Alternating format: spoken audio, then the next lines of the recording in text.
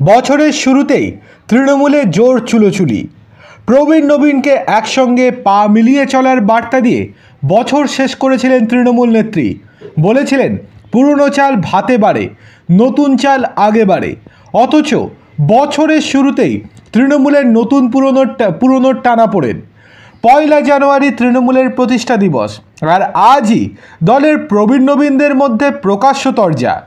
একদিকে সুব্রত বক্সী, সুদীপ বন্দ্যোপাধ্যায়, অন্যদিকে কুণাল ঘোষ। দলের অন্দরেই বলা হয় একজন প্রবীণ তৃণমূলের মুখ, অন্যজন নবীনের। প্রথমজন দলের রাজ্য সভাপতি, দ্বিতীয়জন মুখপাত্র। আর তাদের তরজায় ভরকেন্দ্র দলের second in command Abhishek Bandyopadhyay. সোমবার দলের প্রতিষ্ঠা দিবসের অনুষ্ঠানে যোগ দিয়ে সুব্রত বক্সী বলেন, বাংলার মাটিতে দাঁড়িয়ে যে নির্বাচন আসছে, সেই নির্বাচনে অভিষেক বন্দ্যোপাধ্যায় যদি লড়াই করেন, নিশ্চিতভাবে আমার ধারণা তিনি লড়াইয়ের ময়দান থেকে পিছিয়ে যাবেন না। যদি লড়াই করেন, মমতা বন্দ্যোপাধ্যায়কে সামনে রেখে লড়াই করবেন।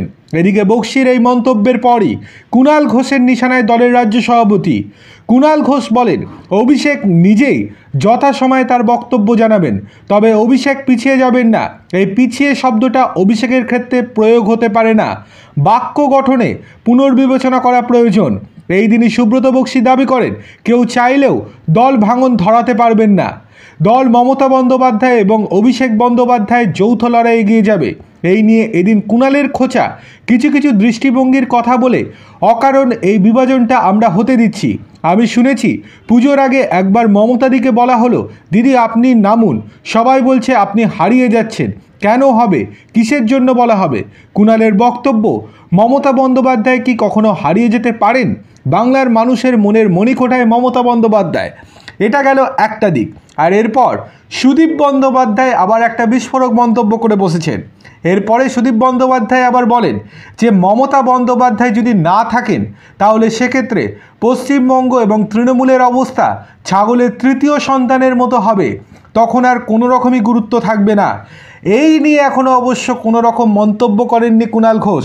তবে কুণাল ঘোষ তো আছেনই বারংবার অভিষেককে সমর্থন জানানোর জন্য। তবে বিজেপি এবং অন্যান্য বিরোধী দলগুলি কিন্তু তাড়িয়ে তাড়িয়ে উপভোগ করছেন তৃণমূলের এই ঝগড়াঝাটি।